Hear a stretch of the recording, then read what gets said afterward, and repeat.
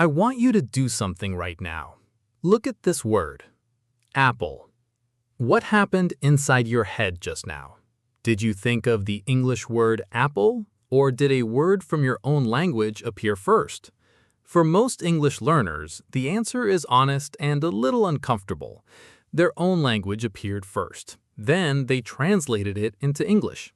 And that single moment, that invisible translation happening inside your brain, is the reason your English feels slow, the reason you pause in conversations, the reason the words come out late, the reason speaking feels like hard work. Not your vocabulary, not your grammar, not your accent, that translation step. It is like trying to drive a car with the handbrake still on. The engine is working, the wheels are turning, but something is holding you back. And most people spend years studying more vocabulary and more grammar without ever releasing that handbrake. Today, we release it. I am Tom. Welcome to Level Up Talks. And in the next 60 minutes, I am going to show you exactly how to start thinking in English, why it is the single most powerful thing you can do for your fluency, and 3 simple daily habits that will rewire your brain over the next 30 days. No grammar exercises, no vocabulary lists, just a completely new way of using your mind. Stay with me. This one is different. Let me explain what is actually happening inside your brain when you speak English right now. Most learners follow this exact process without knowing it. Someone speaks to them in English. They hear the English words. They translate those words into their own language to understand the meaning.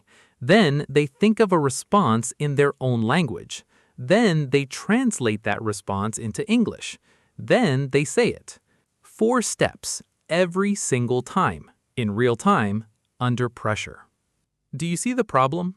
By the time you finish step 4, the conversation has already moved on. The moment has passed, and you feel slow, even though you are not slow at all. You're just doing 4 times the work. I want you to imagine something. Imagine you're a chef in a restaurant.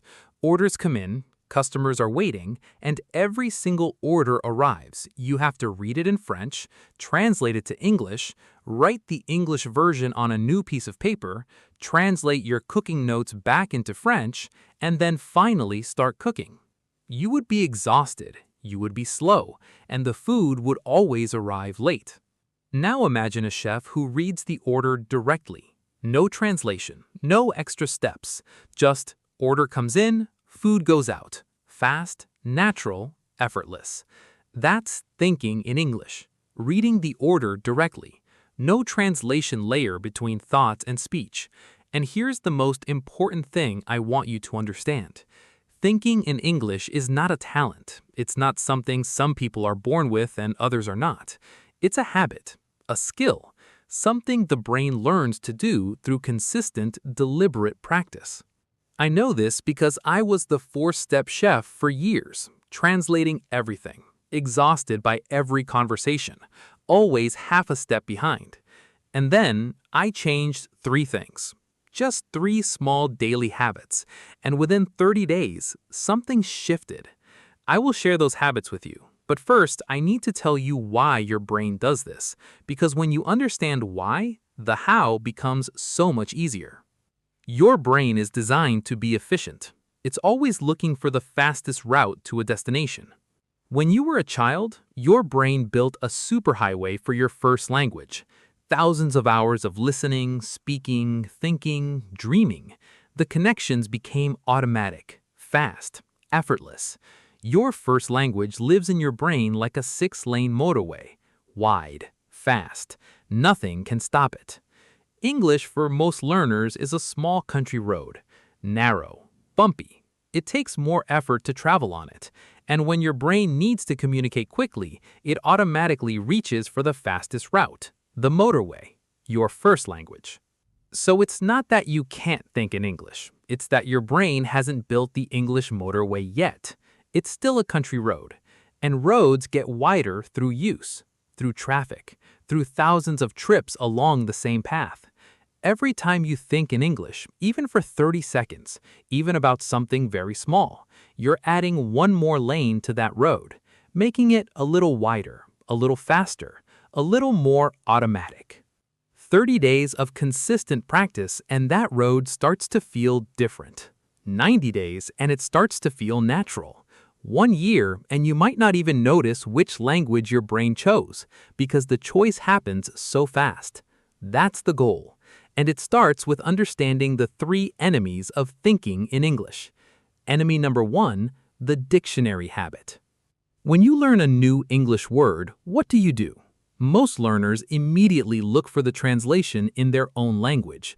They write it next to the English word. And from that moment, the English word is connected inside their brain to the word in their own language, not to a real object, not to a real experience, to another word. So when they hear the English word, their brain goes, English word, then translation, then meaning. 2 steps instead of 1. The solution is to connect English words directly to the real world, to images, feelings, experiences, sounds, not to translations. When you learn the word rain, don't write the translation. Look outside. Picture rain, feel rain, smell rain. Connect the English word directly to the real experience of rain, and your brain will learn to skip the translation completely. Enemy number 2, the perfect sentence. Many learners don't speak until the sentence is perfectly formed inside their head. They construct it fully in their own language first, then translate it carefully, then check the grammar, then finally speak. But real conversation doesn't wait for perfect sentences. Real conversation is messy, fast, imperfect, and alive. Native speakers make grammar mistakes. They start sentences and change direction halfway through. They use simple words when complex ones escape them, and nobody notices or cares. Thinking in English means letting go of the perfect sentence, letting go of the full translation, and trusting your brain to find something good enough in English, right now. Good enough and fast beats perfect and late, every single time. Enemy number 3, the fear of gaps. When a learner doesn't know a word in English, they feel a moment of panic, and that panic pulls them immediately back into their own language to find the answer. But this is exactly the moment when English thinking can grow. Instead of retreating to your language, go around the gap. Use the words you already have. Describe the thing instead of naming it. You don't know the word umbrella? Say, the thing I use when it rains. You don't know the word impatient? Say, I can't wait, it's too slow. You don't know the word exhausted? Say, I'm very, very tired, more than normal. Going around gaps is not failure. It's real thinking in English, and it's exactly what native speakers do every single day.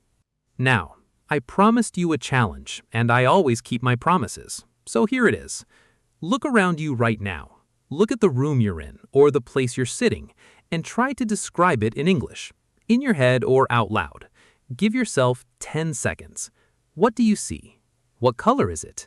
What is the light like? Is it quiet or noisy? 10 seconds. Go. How was that? Did some English words come easily? Did you hit any gaps? Did you go around them or did you immediately reach for your own language? Write your answer in the comments below. Tell me, what is one thing you saw just now and how did you describe it in English? 1 sentence. That's your first English thinking practice of today. Coming up next, I want to tell you a story about the moment I discovered thinking in English by complete accident and how that accident changed everything. A few years ago, I had a period of about 3 weeks where I was completely surrounded by English. Not by choice at first, by circumstance. I was working on a project that required me to communicate only in English. Read in English, write in English, speak in English, think through problems in English. All day, every day, for 3 weeks. The first few days were exhausting. My brain was fighting me. It kept wanting to retreat into my first language, to think there first, to find comfort there. And I kept having to pull it back to English. back to English. It felt like constantly swimming against a current. By the end of the first week, I was genuinely tired. Not physically, mentally. The constant switching was draining. But then something happened in week 2 that I did not expect. I was walking home one evening, not thinking about English at all, just walking and letting my mind wander, and I noticed something strange. My thoughts were in English. Not because I decided to think in English, not because I was practicing. Just naturally, without any effort, my thoughts were arriving in English. I thought, it is getting cold. I should have brought a jacket. I wonder if I have anything good to eat at home. Simple thoughts, ordinary thoughts, but they came in English first. No translation, no effort, just English. I stopped walking. I stood on the pavement for a moment, just noticing what was happening. And I felt something I had never felt before in relation to English. I felt like myself, my actual self, my complete self was present in the English language. Not a simplified version of me, not a slow, careful, translated version, just me in English. That feeling was extraordinary, and I wanted to hold on to it.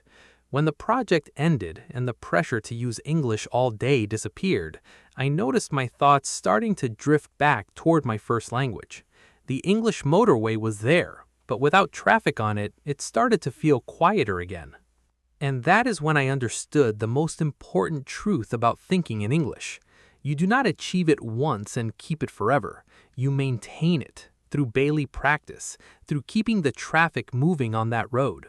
So I built 3 habits, simple ones, that take no extra time in my day, because I already knew that anything requiring extra time eventually gets dropped. These 3 habits are what I want to share with you now, and I want to be honest with them. They are not complicated. They will not impress anyone, but they work. Slowly, quietly, consistently, they work. Before I share them, let me ask you something, and I genuinely want you to think about this. When was the last time you had a thought in English? Not while studying, not while watching an English video, just a normal thought about your normal day that arrived in English without you choosing it. For many people, the answer is never, or once, briefly, a long time ago, and that's completely okay. That's exactly where we're starting from. By the end of this video, you will have the tools to start changing that. And here's something I want to promise you.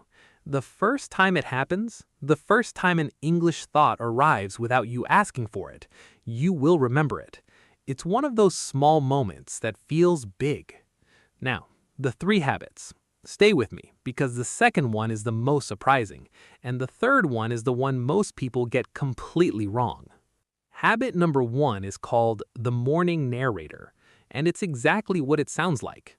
Every morning, from the moment you wake up until you leave your house or sit down to start your day, you narrate what you are doing and what you're thinking, in English, in your head, or out loud if you can.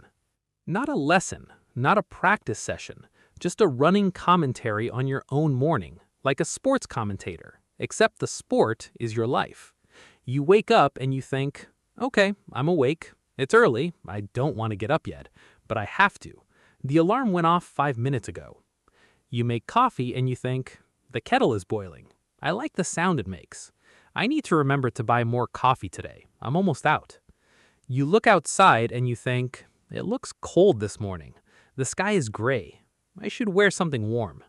Every thought, every observation, every small decision in English. Now, when you first try this, 2 things will happen that might feel discouraging. First, it will feel slow. You will reach for words that are not immediately there. You will describe around gaps. You will use simple words for complex feelings. That's perfect. That's exactly right. Second, your brain will fight back.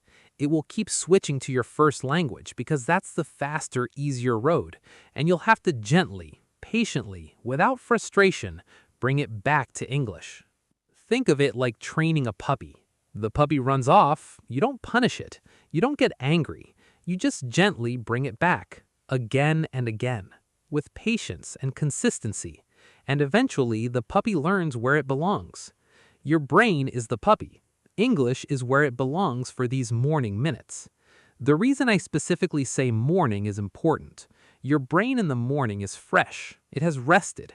It's more plastic, more open to new patterns, more willing to form new connections.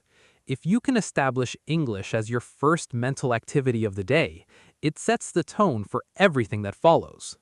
Even 5 minutes of morning narration is enough to begin. 5 minutes of treating English as your first language of the day, not your second. Now, let me give you the challenge for this habit. It's simple, but very revealing. Tomorrow morning, before you look at your phone, before you check any messages or news or social media, narrate your first 5 minutes in English. Whatever you do in those 5 minutes, getting up, making coffee, looking out the window, whatever it is. Then, in the comments below, write me one sentence about what you thought.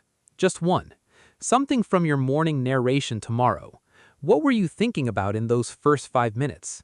Because here's the thing about writing it in the comments. It makes the practice real. It gives it weight. When you know you're going to tell someone about it, you actually do it. And doing it once makes doing it twice easier. And doing it twice makes doing it 3 times easier. That's how habits form. Not through discipline, through momentum. So, habit 1. The morning narrator. 5 minutes every morning. Your thoughts in English. Now, habit 2. This one is a surprising one, and honestly, when I first heard it, I thought it sounded strange. I tried it anyway, and it was one of the most effective things I've ever done for my English thinking. Habit number 2 is called the English diary. And before you think I am going to ask you to write something every day, let me be clear. There is no writing. This diary is spoken, just your voice. Here's how it works. Every evening for 3 to 5 minutes, you speak about your day in English, out loud, to nobody, or to your phone if you want to record it, which I recommend for reasons I will explain in a moment.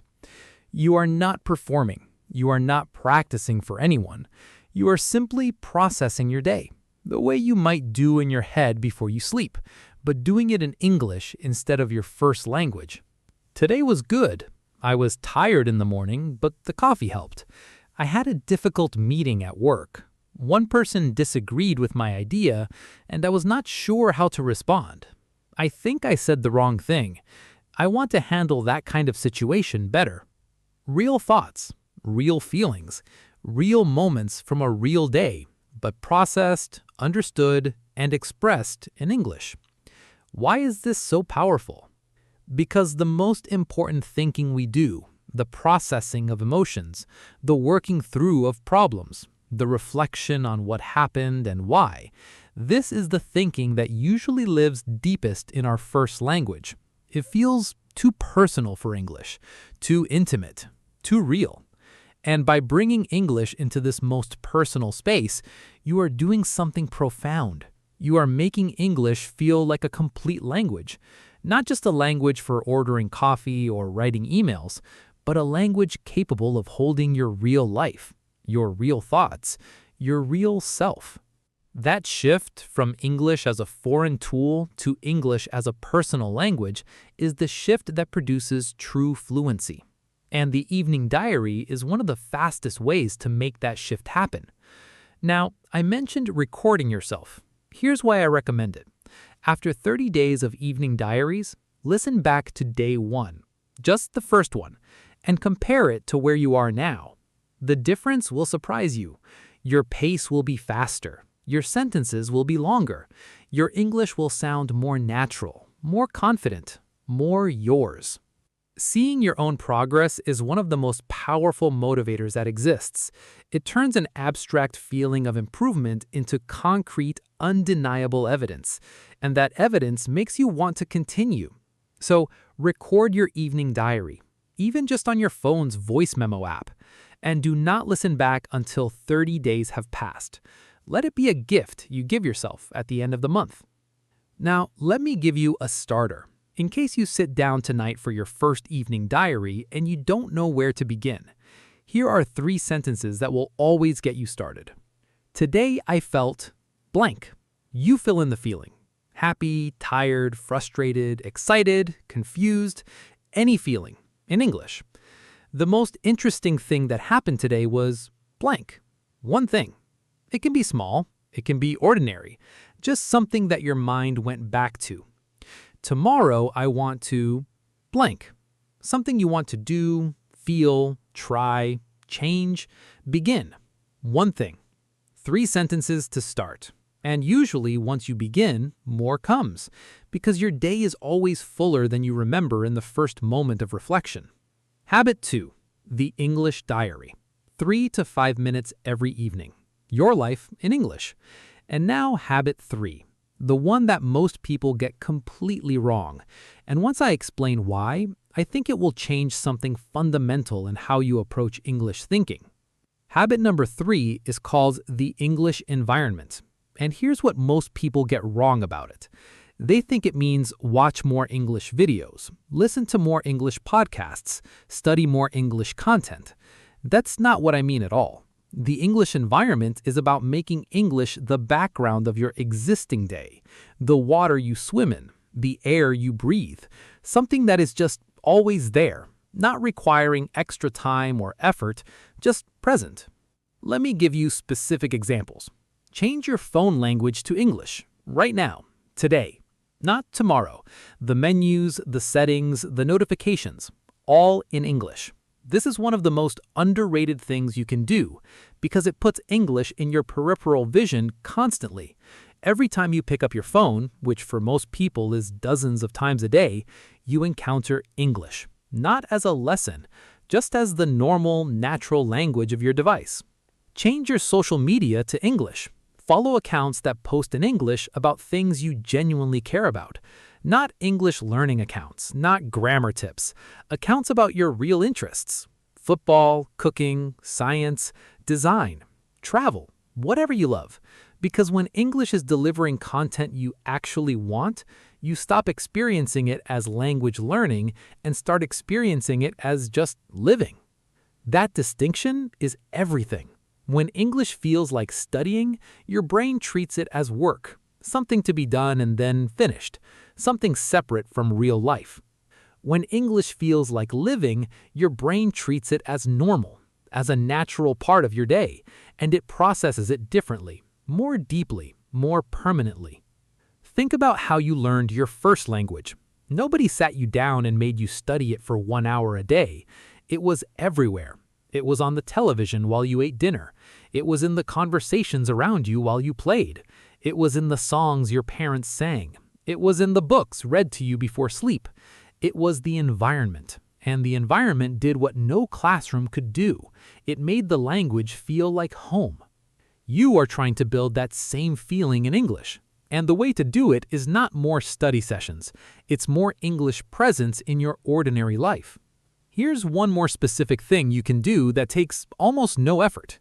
When you listen to music, try listening to English songs. Not to study the lyrics, not to translate them, just to let English sounds wash over you while you do other things. While you cook, while you exercise, while you clean. Let English become part of the rhythm of your daily life. And when you watch something for entertainment, try watching it in English. Even if you use subtitles at first, even if you understand only half, because you are building exposure, you are adding traffic to that road. Now, let me give you the challenge for this habit. And this one, I want you to do today, not tomorrow, today. Go to your phone right now after this video and change one thing to English, just one. The phone language, the app language on one app you use every day, your default browser language. Something small. Something that will appear in front of your eyes every single day. Then tell me in the comments, what did you change? What will you see in English from now on? Because every comment you write in English is also English thinking practice. You are thinking of what to say in English, and then saying it. That's the habit in action.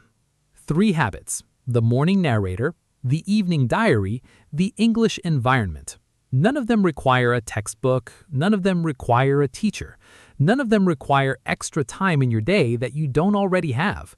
They just require a decision to let English live inside your daily life, not just in your study sessions.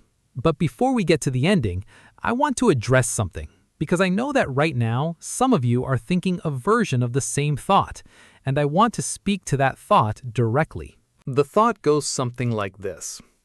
I understand everything you are saying, Tom, but thinking in English feels wrong. It feels fake, like I am pretending to be someone I am not.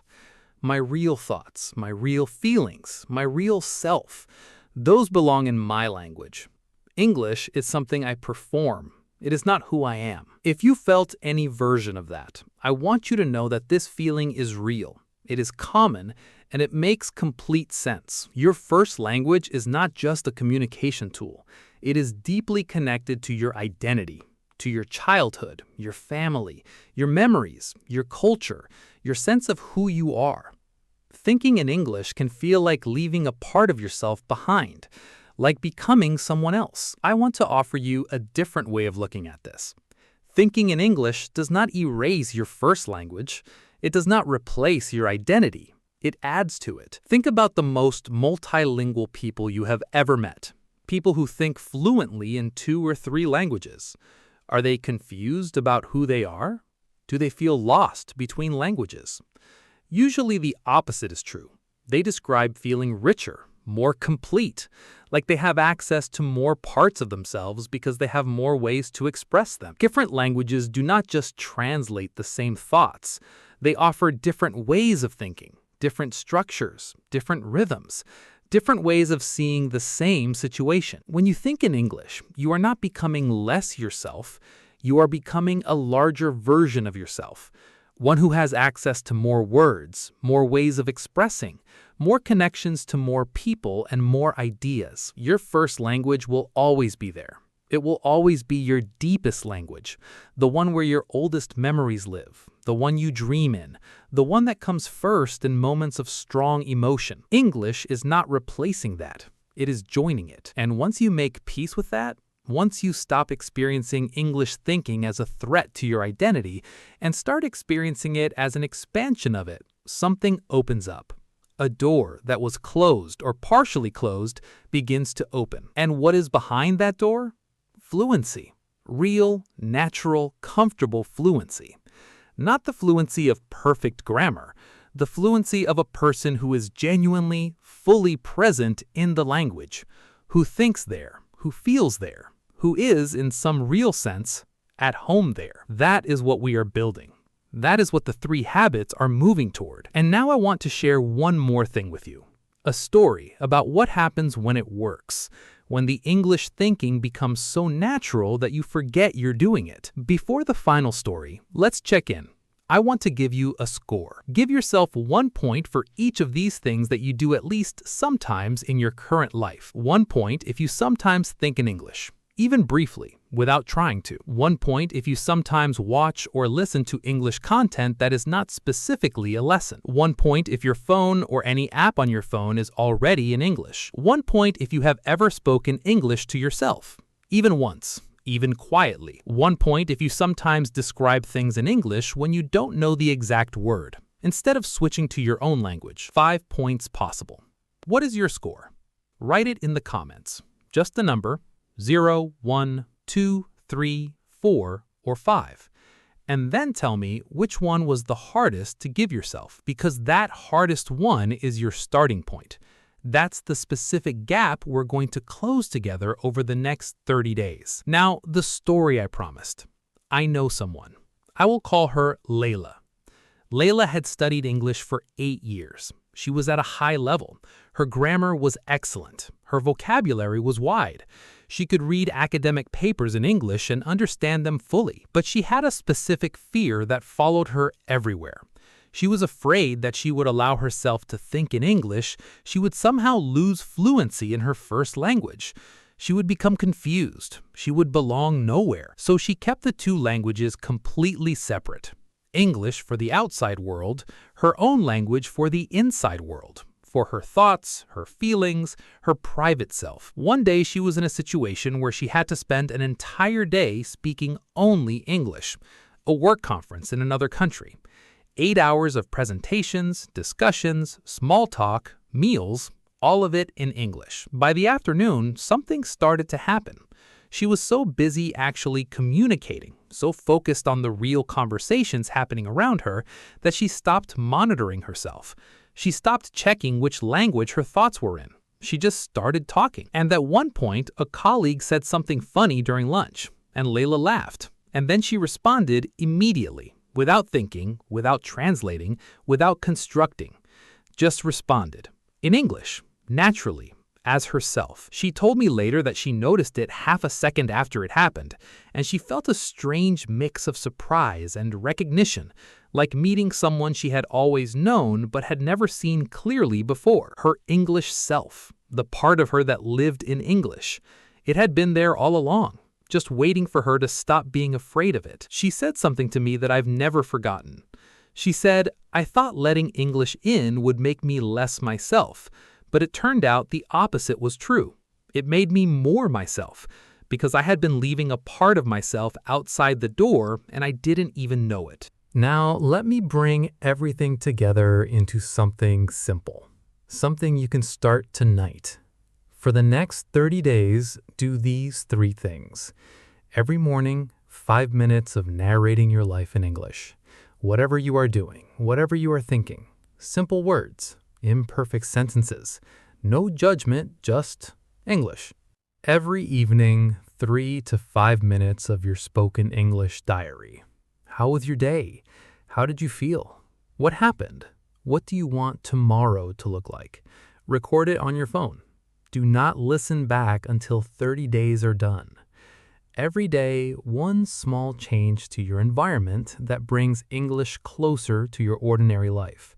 Phone language, social media, music, a podcast while you walk. Something that is not a lesson. Something that is just life in English. 5 minutes plus 5 minutes plus one small environmental change. That is everything. No extra study sessions, no new textbooks, no apps to download, no complicated systems. Just those 3 habits every day for 30 days. And on day 30, listen back to your first evening diary recording and write me a comment. Tell me what you notice. Tell me what changed. Tell me how you sound. Because I want to hear from you. I genuinely want to know what happens. Every comment I read, every one. Let me go back to the very beginning, to that word I asked you about at the start. Apple. What happens now when you see it? Is it a little faster? Does the image come a little more directly? Or is it still traveling through your first language first? It does not matter where you are right now. It only matters where you are going. Every person who thinks fluently and naturally in English started from the same place you are in right now, a place where the translation layer was thick and slow and exhausting. And through daily practice, through small habits, through patience and consistency, they made it thin, and then thinner, and eventually almost invisible. That is the journey. Not dramatic, not fast, but real and completely available to you. Starting tonight with 5 minutes in English. Think of that moment I described, the moment when your first English thought arrives without you asking for it, when you are walking somewhere or making coffee, or just looking out a window, and the thought arrives in English. Naturally, automatically, yours. Chase that moment. It is waiting for you. It is closer than you think. And now I want to share one more thing with you. A story about what happens when it works, when the English thinking becomes so natural that you forget you're doing it. Please share this video with one person who is learning English and still translating everything, because this might be exactly what they needed to hear today. And leave me a comment. Tell me your score from the challenge. Tell me one thing you are going to change today. Tell me one English thought you had while watching this video. I'm Tom. This is Level Up Talks. Think in English, live in English, and I'll see you in the next one.